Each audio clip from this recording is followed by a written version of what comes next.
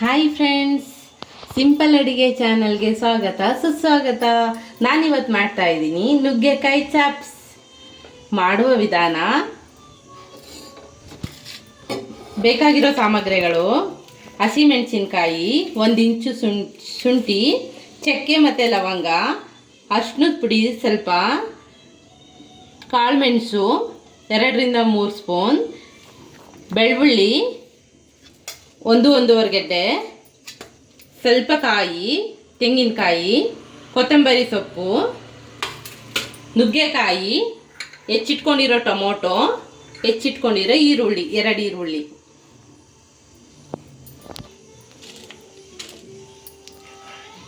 ಇವಾಗ ತೆಂಗಿನಕಾಯಿ ಹಾಕೊತಾ ಇದ್ದೀನಿ ಮಿಕ್ಸಿ ಜಾರ್ಗೆ ರುಬ್ಕೊಳ್ಳೋಕೆ. ತೆಂಗಿನಕಾಯಿ, ಬೆಳ್ಳುಳ್ಳಿ ಹಾಕೊತಾ ಇದ್ದೀನಿ, ಮತ್ತು ಮೆಣಸು, ಶುಂಠಿ ಮತ್ತು ಚಕ್ಕೆ ಲವಂಗ, ಅರಿಶಿನದ ಪೌಡರ್,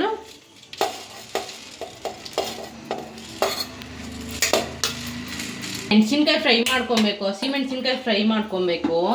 ಬಾಣಲಿ ಇಟ್ಕೊತಾ ಇದ್ದೀನಿ. 1 ಟೇಬಲ್ ಸ್ಪೂನ್ ಎಣ್ಣೆ ಹಾಕೊತಾ ಇದ್ದೀನಿ. ಇವಾಗ ಹಸಿಮೆಣಸಿನ್ಕಾಯಿ ಹಾಕೋತೀನಿ. ಹಸಿಮೆಣಸಿನ್ಕಾಯಿ 8ರಿಂದ 10 ಇದೆ. ನಿಮ್ಮ ಖಾರಕ್ಕೆ ಎಷ್ಟು ಬೇಕು ಅಷ್ಟು ತಗೊಳ್ಳಿ. ಇವಾಗ ಆಗಿದೆ, ಇಷ್ಟಾದರೆ ಸಾಕು. ಇದನ್ನು ಆರಿಸ್ಕೊಂಡು ಆಮೇಲೆ ಮಿಕ್ಸಿ ಜಾರಿಗೆ ಸೇರಿಸ್ಕೊಬೇಕು ರುಬ್ಕೊಳ್ಳೋಕ್ಕೆ. ಇವಾಗ ಆರಿದೆ, ಇದನ್ನು ಮಿಕ್ಸಿ ಜಾರಿಗೆ ಸೇರಿಸ್ಕೊತಾ ಇದ್ದೀನಿ ರುಬ್ಕೊಳ್ಳೋಕ್ಕೆ. ಇವಾಗ ಇದನ್ನು ರುಬ್ಕೊಳ್ಳೋಣ.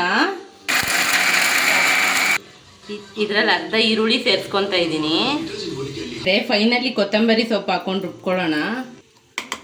ಇಷ್ಟಾದರೆ ಸಾಕು, ತುಂಬ ನೈಸ್ ಏನು ಬೇಡ. ಇವಾಗ ನೀರು ಕುದೀತಾ ಇದೆ. ನುಗ್ಗೆಕಾಯಿ ಹಾಕ್ಕೊತಾ ಇದ್ದೀನಿ ಬೇಯಿಸ್ಕೊಳ್ಳೋಕೆ.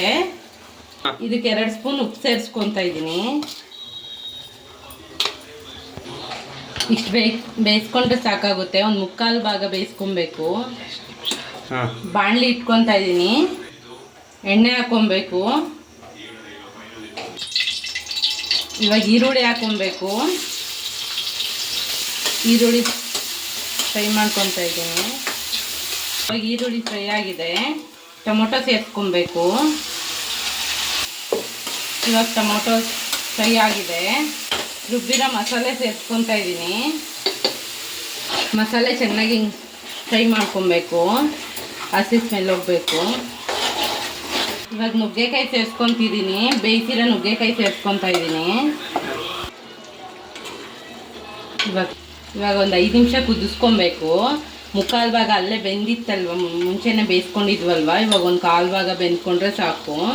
ಇವಾಗ ಉಪ್ಪು ಬೇಯೋಕ್ಕೆ ಹಾಕಿದ್ದೆ ನುಗ್ಗೆಕಾಯಿಗೆ. ಇವಾಗ ನೋಡಿ ಹಾಕ್ಕೋಬೇಕು. 1/4 ಟೀ ಸ್ಪೂನ್ ಆದರೆ ಸಾಕು. ಅಷ್ಟೇ ಹಾಕ್ಕೊಳ್ಳಿ ಇವಾಗ ನೋಡಿಕೊಂಡು.